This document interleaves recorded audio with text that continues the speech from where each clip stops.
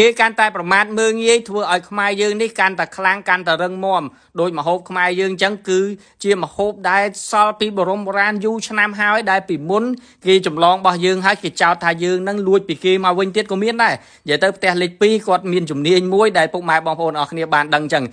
ចាប់ពីថ្ងៃនេះទៅយើងជួយគ្រប់គ្រងមហូបអាហារខ្មែរយើងទាំងអស់គ្នាដែលហាងមួយនេះគឺគាត់បង្កើតនៅក្នុងការកោះកកាយយកមហូបអាហារបែបបុរាណយកមកឲ្យពុកម៉ែបងប្អូនទាំងអស់គ្នាបានស្គាល់ឡើងវិញណាហើយមហូបនៅនេះគឺរៀបចំមកទំនងដោយអ្នកនរគ្នាបានឃើញអញ្ចឹងគេចេញជាប្រភេទនាងស្លើស្លឹកឈូកនេះណាតាមពិតមហូបនេះជាមហូបបែបបុរាណខ្មែរយើងតាំងពីយូរលង់ណាស់មកហើយត្រូវបានកន្លែងអ៊ីតមនេះគឺគាត់យកមកកោះកកាយឡើងវិញគាត់រៀបចំមកគឺស្អាតទំនងមែនទែនមហូបអាហារខ្លះតម្លៃពី$3 $5មានអារម្មណ៍ថាថ្លៃប៉ុន្តែពេលដែលការរៀបចំបែបអញ្ចឹងណាគឺវាធ្វើឲ្យអាមហូបហ្នឹងវាអត់មានអារម្មណ៍ថាវាអត់ថ្លៃណាអ្នកនរគ្នាដោយសារតែការរៀបចំរបស់គាត់ការតាក់ទាញហ្នឹងគឺធ្វើមកគឺល្អមែនតើសូម្បីតែភ្ញៀវបរទេសពេលខ្លះគាត់មកឃើញអាមហូបអស់ហ្នឹងការរៀបចំបែបហ្នឹងគាត់ស្ញើចសរសើរហើយគាត់ថាអត់ថ្លៃទេនិយាយទៅគឺជារបស់ខ្មែរយើងសុទ្ធសាធតែម្ដងហើយសម្រាប់នាងស្លឹកឈូកនេះគឺជាម្ហូបអាហារបែបបុរាណខ្មែរដែលគេប្រើប្រាស់ជាមួយនឹងគល់ស្លឹកគ្រៃមានរំដេងមានកាពិមានស្ករត្នោតលីងចូលគ្នាឆាចូលគ្នាអញ្ចឹងមកបាត់គេយកមកផ្ទាប់ជាមួយនឹងបន្លែប្លុកនិយាយទៅគ្រឿងរបស់គេមានតាំងពីម្ទេសគេមាន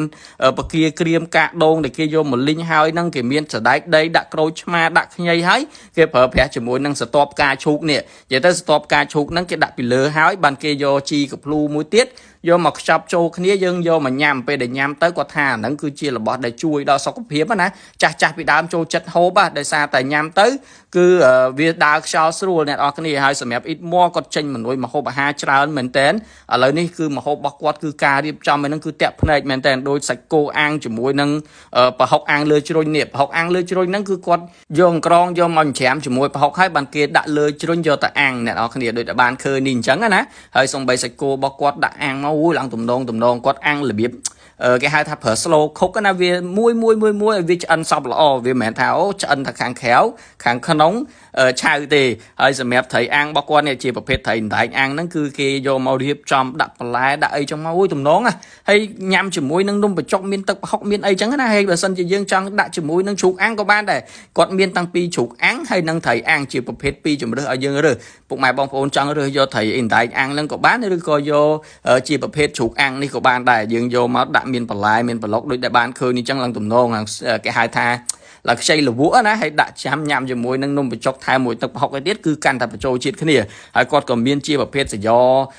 បកាពិសេសដែរនិយាយទៅសយ៉របស់គាត់រួមមានស្នូបកាមានអីនៅក្នុងហ្នឹងហើយគេយកទៅបំពងឡើងស្រួយស្រាប់ហើយដល់ពេលដែលយើងកាច់មកអូមានអារម្មណ៍ថាតំណងខ្លាំងមែនតើអញ្ចឹងសម្រាប់ពុកម៉ែបងប្អូនដែលចូលចិត្តញ៉ាំម្ហូបអាហារបែបហ្នឹងជាពិសេសខ្ញុំណែនាំមែនតើឲ្យញ៉ាំសាកជាមួយនឹងនាងលើស្លឹកឈូកនេះដែលជាម្ហូបអាហារបែបបុរាណខ្មែរយើងណាមានតែនៅអ៊ីតមទេដែលគាត់មានម្ហូបអាហារបែបហ្នឹងណាហើយសម្រាប់អ៊ីតមនៅតំបន់បឹងកក់នេះភាគច្រើនពុកម៉ែបងប្អូនទាំងអស់គ្នាស្គាល់ហើយដោយសារតែគាត់លក់ជាម្ហូបអាហារបែប